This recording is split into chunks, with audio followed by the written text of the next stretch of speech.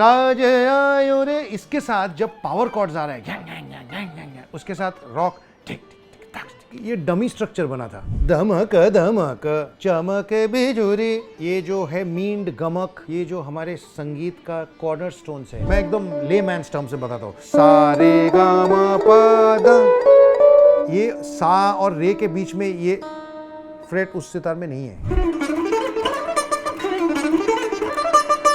ऐसा एक आता है तो वो 3/4 से 4/4 में जाता है और वो बहुत ही एक थोड़ा सा क्रेजी टाइप का सोच था। मैं एक बात पे जरा गौर करना चाहूँगा। अपना इंडिया में एक कल्चर रहा है जिस कल्चर के वजह से काफ़ी सारा हानि हुआ है। Hello, this is Purbayan Chatterjee and you watching Mashable तोड़फोड़।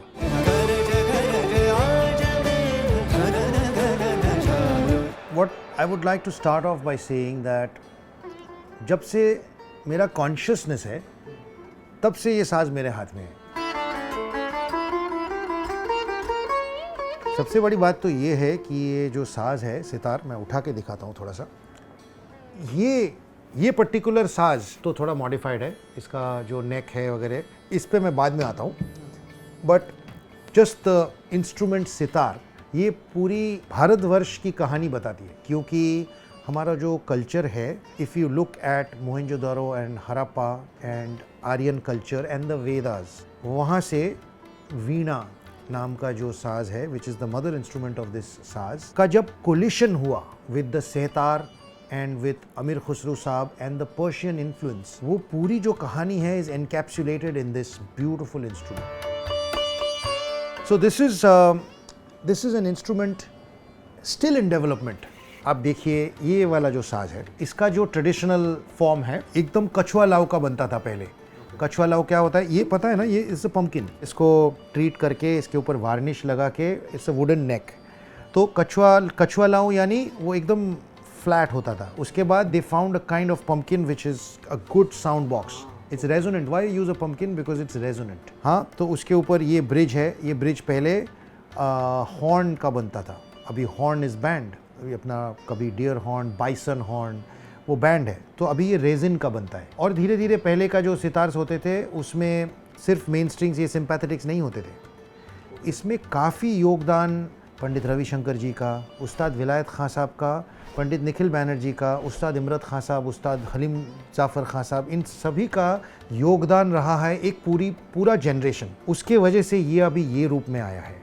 और उसके बाद जो नेक्स्ट वाले जनरेशन है, लगभग हमारी जनरेशन में ये आया है। क्योंकि हम लोग गिटार सुनने वाले लोग हैं तो मशीन हेड्स लगाए हैं। मशीन हेड्स लगा के ज़रा ट्यूनिंग को आसान किया है, so that it metal pegs you can tune them very fast. It's तो पहले वाले में नहीं होता था जब आप बचपन नो, वो वुडन पेग्स जो इधर भी है, मैं इधर दिखाता हूँ। ये देखिए वुडन पेग्स है। तो यही पेग्स उधर होते थे, उसमें इसका साइज़ भी बढ़ता था, तो इसको ट्रैवल साइज़ में बनाया गया। ये मेकर्स को भी क्रेडिट देना चाहिए, ये हमारा क्रेडिट ही नहीं है। It's not only the sitar players. In fact मैंने पंडित रविशंकर और उस्ताद विलायत खां साहब उनका नाम लिया, but I should also take the name of sitar makers like Hiren Roy, like Ricky Ram साहब, कनाई लाल जी, नदू मल्लिक, ये सब मेकर्स थे। अच्छा, it is still a home grown industry. वहाँ पे भी गुरु शिष्य परंपरा है।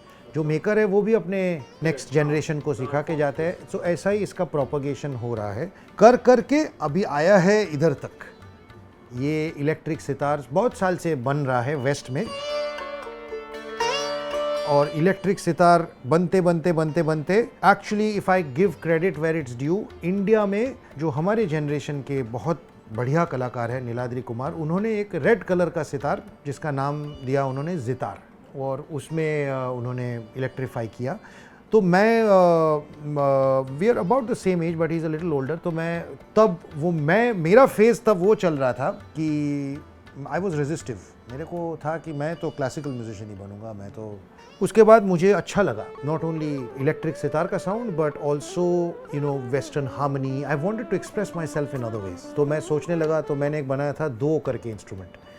दो विच इज़ दो मीन्स आई, उधर भी फ्यूजन, दो means two and two, so DWO ऐसा सोच था। वहाँ से एक बेल्जियन दोस्त थे मेरे क्लास करके, उनको मैंने रिक्वेस्ट किया कि यार मेरे को सिर्फ ऑडियो पे इनोवेशन हो रहा है, अभी विजुअल्स पे भी ज़रा इनोवेट करते हैं। एक ट्रांसपेरेंट, क्योंकि मैंने एक्रिलिक वायलिन्स देखा, एक्रिलिक गिटार्स देखा, एक्रिलिक ड्रम्स भी देखा, तो उन्होंने मेरे लिए सीतार करके एक बना के दिया था, which is looks exactly like this, but is the previous prototype of this, which is a transparent see-through sitar. तो उसका नाम सोच के हमने रख दिया सीतार, SEETAR. तो but that was like a full sitar with all the strings and everything. उसके बाद ये जब बना तो मेरे एक स्टूडेंट है ऋत्विक करके, वो मेरे पास सीखता है, उसका दिमाग ज़रा इंजीनियरिंग वगैरह में भी अच्छा चलता है, उसने काफ़ी रिसर्च किया with the help of class. तो इसमें ये 2 पिकअप्स लगाए गए और इसको 4 स्ट्रिंग बनाया गया। सो एक इलेक्ट्रिक गिटार का या अकूस्टिक गिटार का 4 स्ट्रिंग गिटार का ट्यूनिंग इसमें दिया गया, so that I can play if required, I will show you also. So I can play it like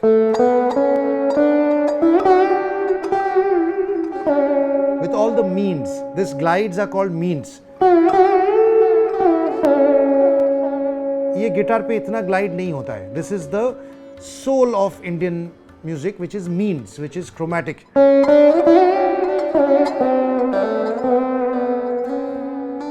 So गरज गरज आज मेघ, ये जो आज मेघ, ये जो स्लाइड है ना, ये इसको जब हम बजा रहे,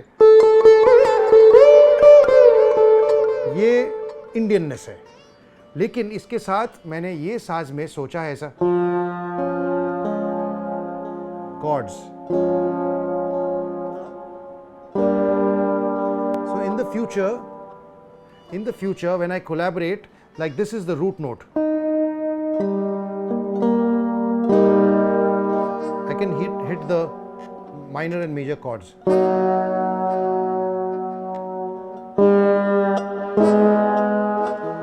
etc. And it's got 4 strings, so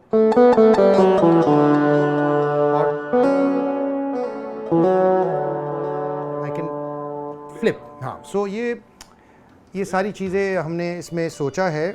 Wasn't this the same instrument you used for the recording of Garaj Garaj? I used the previous version of it, which is called the Sitar, which is made by Class. उसमें सारे frets नहीं थे. But when I shot this reel, which has gone viral, I used this one because I felt I'm trying to get used to this instrument and I want to get used to this look and all that.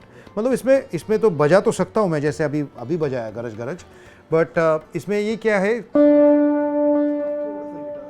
हाँ, so जैसे मैं एकदम layman term से बताता हूँ, सा रे गा मा पा दा,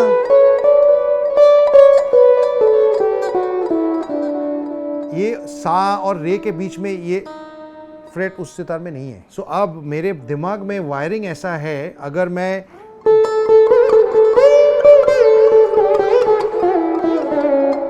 से देखिए, I hit the wrong note because मेरे को in my brain the wiring is such that वो फ्रेट नहीं है। So I am still trying to get used to it, but I am a daring person, मेरे को फ़र्क नहीं पड़ता है। अभी कहीं पे कैमरा में 1-2 गलती आ गई तो चलता है, इंसान गलती तो करता है, बट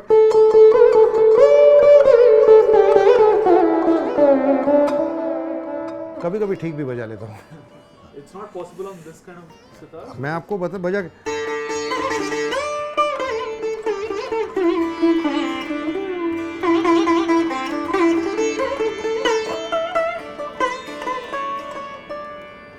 तो ये क्या है, ये जो सितार है, ये सितार का ओरिजिनल साउंड इसमें रखा है, acoustic sitar, because it's the sound is coming from the wood. Okay, इसका खुद का कोई साउंड नहीं है। अब मैं आपको दिखाता हूँ, ये जो मैं हाथ में ले रहा हूँ, अगर मैंने ये प्रोसेसर जो है इसका वॉल्यूम ऑफ कर दिया, अब इसका साउंड देखिए,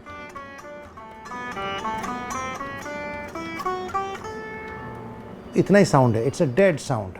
हो क्या रहा है, इसका टेक्नोलॉजी भी मैं बताता हूँ। These are called electromagnetic pickups. Okay, these are solenoids, they have solenoids within them. आपने अगर फिजिक्स में पढ़ा है, solenoid is a magnet, it creates a magnetic field around the strings. अब क्या होता है, जैसे स्ट्रिंग हिल रहा है, that magnetic field is being disturbed. Those disturbances are converted into electrical signals which are sent to these jacks. Now normally there would be a wire, now I have gone the full way because I am a tech geek, I love technology. So this is a transmitter और ये है processor, FX processor, but this is called an amp modeller because it's a little one step high, I won't get into that much detail.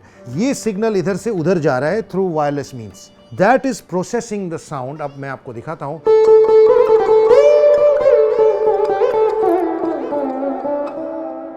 अब same thing, watch, अलग ही लगेगा।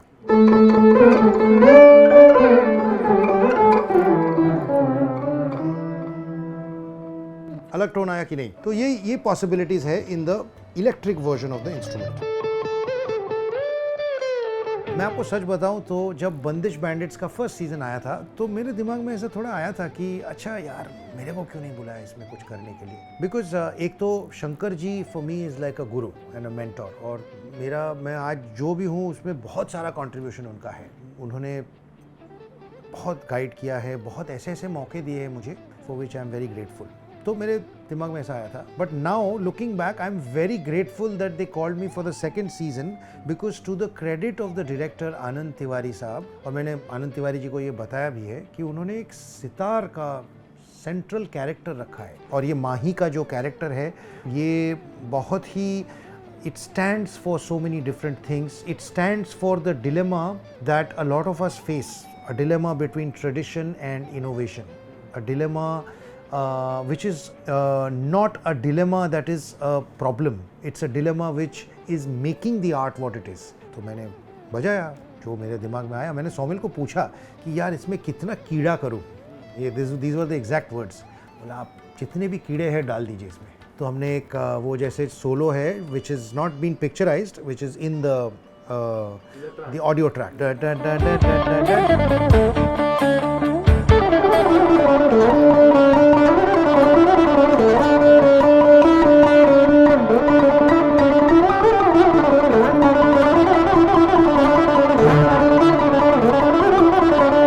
ऐसे zone में से एक 4/4 में हम लोग चले गए।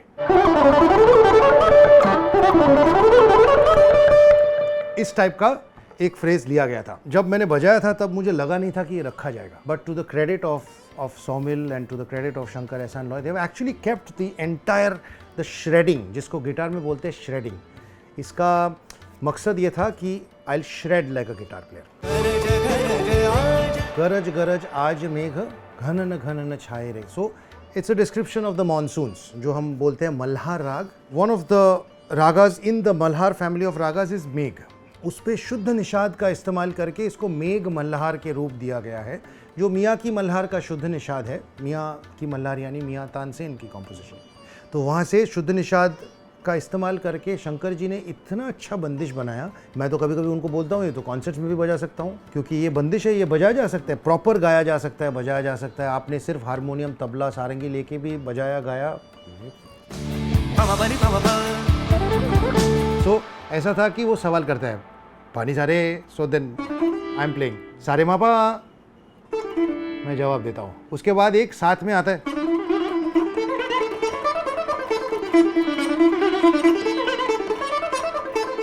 निसारे पमा पानी नहीं पमा पानी सारे निसानी पानी पमा रेव रे गरज गरज आज मेघ घनन घनन छायो रे। तो ऐसे आता है वोकल और सितार का, साथ में जुगलबंदी। और ये स्ट्रक्चर मैंने जब बनाया था ये कुछ ऐसा था कि ये डमी स्ट्रक्चर बना था, कि मुझे इमेजिन करना पड़ा कि वोकल में क्या आ सकता है, उस तरीके से मैंने बजाया। So it was all improvised, मतलब ऐसा पहले ही आपको notation कुछ दी नहीं, गई कि- नथिंग, नो नो नो। यही शंकर जी का बड़प्पन है कि उनका, I am lucky that he has that kind of faith in me कि भाई करो, कर लेंगे। Time कितना लगा था मतलब? I think we were back by about 2:33 at night. अच्छा, same day recording? Same day वो गए, शाम को 8:30-9 बजे गए वहाँ, चाय कॉफ़ी पीना, जैसे बातचीत करना, हाई हेलो करना, उसके बाद 2:30-3 बजे तक आ गए वापस। सो अब जैसे धमक धमक, ये मीन है, धमक धमक चमक बिजुरी, ये जो है मींड गमक, ये जो हमारे संगीत का कॉर्नर स्टोन्स है, जो बिल्डिंग ब्लॉक्स है, ये सब इस्तेमाल करेंगे तो ही ये इंडियन लगेगा, बंदिश लगेगा। अब देखिए इधर ज़रा गौर करना ज़रूरी है नाम पे। मैंने एक आनंद तिवारी साहब का इंटरव्यू देखा, मुझे बहुत अच्छा लगा। बंदिश जो शब्द है ये उर्दू में भी है, हिंदी में भी है। बंदिश का मतलब एक तो कॉम्पोजिशन, दूसरा बांधना, और बैंडिट, बैंडिट मतलब डाकू, रूल ब्रेकर्स। तो ये गाने में पूरा बंदिश बैंडिट्स का जो एसेंस है वो आता है। तो आप बंदिश को जितना बांध रहे हो उतना तोड़ भी रहे हो। तो आपके शो के लिए, तोड़ फोड़ के लिए तो सबसे सही चीज़ है कि क्योंकि हम बना भी रहे हैं और तोड़ भी रहे हैं। शर्ट वर्सेस कुर्ता, कोई डिबेट है? आप जो पहने हो आज, kurta shirt. It's a kurta shirt. अब this is a kurta shirt of sitar and guitar. अब क्या है, शर्ट और कुर्ते में कोई टसल या कोई कॉन्फ्लिक्ट ऑफ इंटरेस्ट तो है नहीं। एक हिंदुस्तानी पोशाक है, एक वेस्टर्न पोशाक है। अब ये जो सितार है, इसका खासियत यही है कि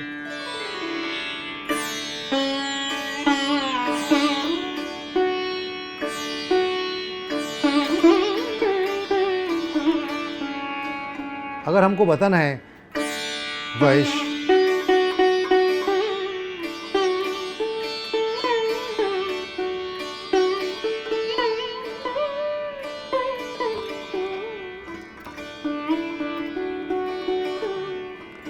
ये टिपिकली इंडियन चीज़, इंडियन भक्ति, इसको अगर एक्सप्रेस करना है, तेने कही जे पीड़ पराए जानी रे,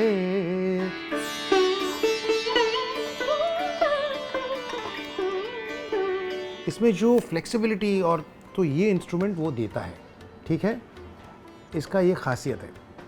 अब जो ये नहीं देता है वो ये देता है, दिखाता हूँ आपको। जो गिटार एक दे पाता है, गिटार से हम लोग क्या लेते हैं, एक तो पहली बात तो जैसे तीन नोट को एक साथ सुनना, कॉर्ड्स, हार्मोनीज,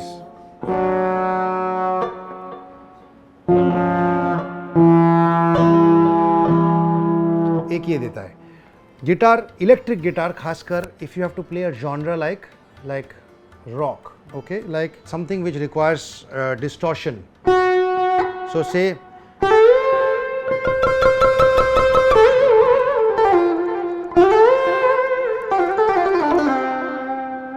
इस टाइप का फ्रेज अगर बजाना है, which is a guitar based phrase, उसको हम इस पे एक्सप्रेस नहीं कर पाएंगे, बिकॉज उस पे डिस्टॉर्शन, ड्राइव, इस टाइप की चीज़ें नहीं हैं। अब जैसे पिंक फ्लॉयड का लाइक से कोई जो बेंड्स है, लाइक से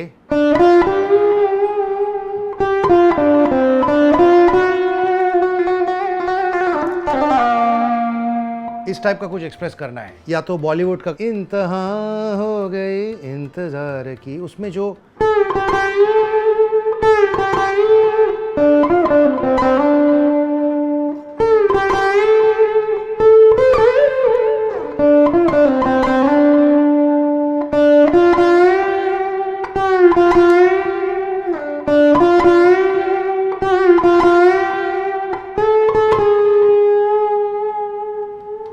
ये जो एक्सप्रेशन है ये उसमें नहीं हो पाएगा। मैं नोट्स तो वही बजाऊंगा। See finally at the end of the day, music as you said is music. Music is a need to express a certain shade of emotion. आपको वो वक्त पे जो लगा, जो चीज़ आपको लगा, इट्स लाइक जो इक्विपमेंट की ज़रूरत है या जो अस्त्र की ज़रूरत है आपको जंग लड़ने के लिए, उसको निकालो, take it from the armoury and use it.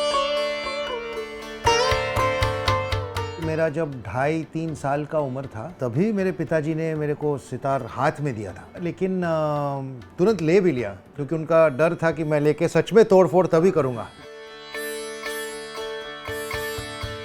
अब देखिए, कोई भी 2.5-3 साल का बच्चा ना, अगर आपने हाथ में दे दिया तो कुछ साउंड निकालने की कोशिश तो ज़रूर करेंगे, लेकिन बात यह है कि मुझे बोला गया कि पहले गाना गाओगे, 2-3 साल गाना गाओगे तो ये हाथ में आएगा। ये तो खिलौना जैसे देखता था तब ना मैं, एंड सिर्फ सारेगामा मुझे बताया जाता था। और मेरे पिताजी, जो मेरे पहले गुरु पंडित पार्थो प्रतिम चैटर्जी, वो क्या करते थे, दरवाज़ा बंद कर देते थे। दरवाज़ा बंद करके वो रूम में बैठ के बजाते थे, बोलते थे अभी, और वो रूम मेरे लिए खाली रखा गया था। There was nothing else in the room that I could break और डू एनीथिंग। कि अभी बोलते थे, डांटते नहीं थे, हाँ सिर्फ मेरे तरफ ऐसे देखते थे, बोलते थे अभी कर लो, क्या करोगे। तो एक हमारे शास्त्रीय संगीत में कहावत है कि पहले बैठना सीख। जब आप बैठना सीखोगे एक जगह, आधा घंटा 1 घंटा बैठने की आदत हो जाएगी ना, तो अपने आप से आपके अंदर विद्या आने लगेगी। तो that process I went through. एक फॉर्मल रूप में मेरे हाथ में सितार दिया गया था जब मैं 5.5 साल का था। मैं स्विट्ज़रलैंड गया था, वहाँ पे उनके एक स्टूडेंट थे पीटर क्लाट, उनका बेटा था जिसका नाम रखा गया था Kailash. This was the hippie time. तो ये सब यूरोपियंस इंडिया में आके अपना एक इंडियन नाम रख लेते थे, तो बेटे का नाम रख लिया था कैलाश। उसके लिए सितार खरीद के लेके गए थे, और वो छोटा मतलब चाइल्ड साइज़ था, तो वो सितार मुझे इसलिए दिया गया था ताकि मैं परेशान कम करूँ उनको कि चलो अब करो इसे। तो ऐसे शुरुआत हुआ स्विट्ज़रलैंड में। अभी भी मेरे पास शायद उसका एक तस्वीर है। और उसके बाद जब इंडिया वापस आ गया तो सीधा मुझे फुल साइज़ सितार दिया गया कि आप फुल साइज़ बजाओ, अब से वो जो चाइल्ड साइज़ नहीं मिलेगा।